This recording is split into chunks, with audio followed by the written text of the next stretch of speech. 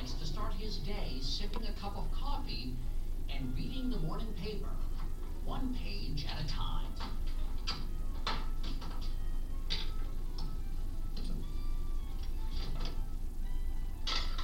The whole message in my machine is that you can take everyday objects around you and reimagine them and see what else they can do in a way that everybody can understand, so that people start to see the potential delight around them.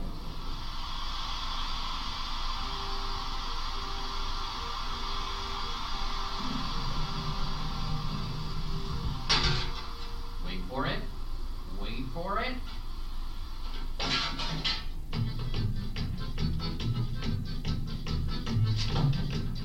Pretty cool. Joseph Herscher is one of the judges at the annual Rube Goldburg Machine Contest.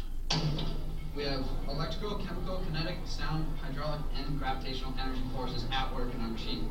7 teams of gizmo geeks make that college engineering students, descending collapsible contraptions in tow on the Columbus Science Center in Ohio. How far did you guys come for this? So we came from Tucson, Arizona. That's it's 1,900 miles, so about a 28-hour drive. Their goal? This year's task, hammer a nail. Hammer a nail. Sounds simple, right? Not exactly. What's gonna happen is the moon's gonna hit the ladder, which will start the lawnmower. Through a few mechanisms down here, we'll release some golf balls. It's complicated. Very, very complicated. That hits the mousetrap, which closes the prosthetic hand around the hammer. Just as Rube Goldburg would have wanted. Never heard of Rube Goldburg? Well, look him up. He's in the dictionary. Rube Goldburg, adjective, doing something simple in a very complicated way that is not necessary. Isn't it sort of the opposite of what engineering's about, which is about making things more efficient and work better? In that sense, yes, it is. Completely opposite. Though he won the Pulitzer Prize for political cartooning in 1948 with this very serious drawing, the comics that made Rube Goldburg a household name were comically inefficient inventions. Well, folks, there she is, the Rube Goldburg door opener upper. How does this door opener upper really work? It's very simple. You see, waiter places cat B on pile of dirty dishes A. Now cat B sees mouse C. Of course, this is a stuffed mouse because he must be used for the next waiter.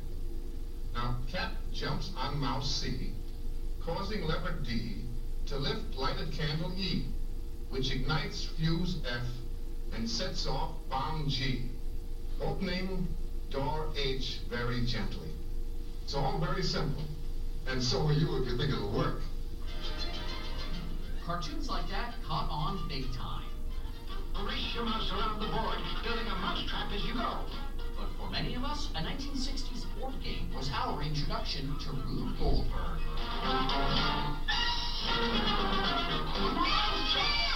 I first encountered Rube Goldburg with the game of Mousetrap, which was inspired by his work. It was a classic sort of Rube Goldburg contraption. Adam Gopnik, writer at The New Yorker, wrote the preface to The Art of Rube Goldburg. He argues that Goldburg was a great artist who really understood the modern world.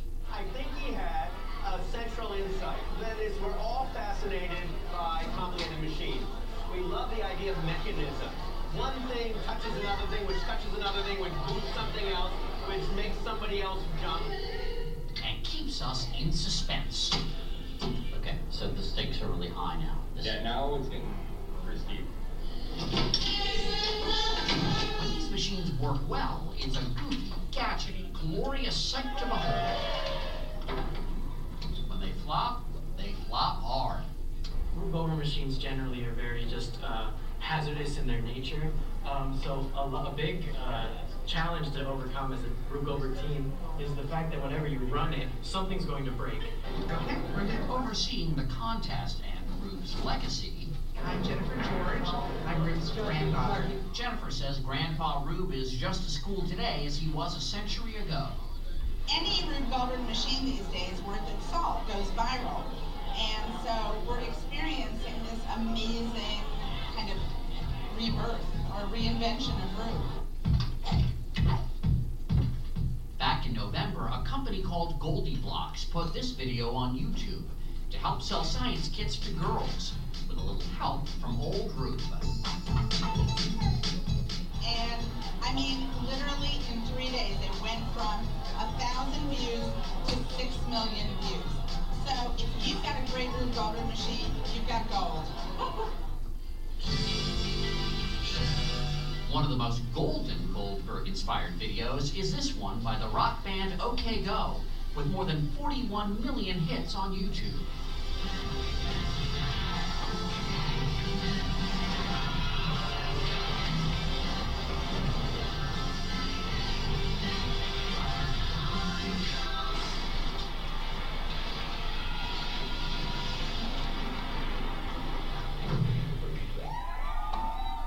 But Jennifer says her grandfather's true heir apparent, make that hair apparent, is our page-turning friend. Joseph Hersher. I mean, I am so impressed with the work he does, and it makes me laugh, and he has the spirit, and he gets it. Hersher and 9 other judges, after of course many complicated calculations. Team 3 actually is -5 because they had 3 interventions and 1 object leaving. Finally chose the best nail-hammering contraption. The first place is Washington University in St. Louis. Their secret weapon? The Post-it Slinky.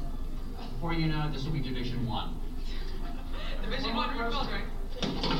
To the losers, well, there's always next time. Next year's task for 2014 is to zip a zipper. There's your assignment. Word of advice? Don't keep it simple.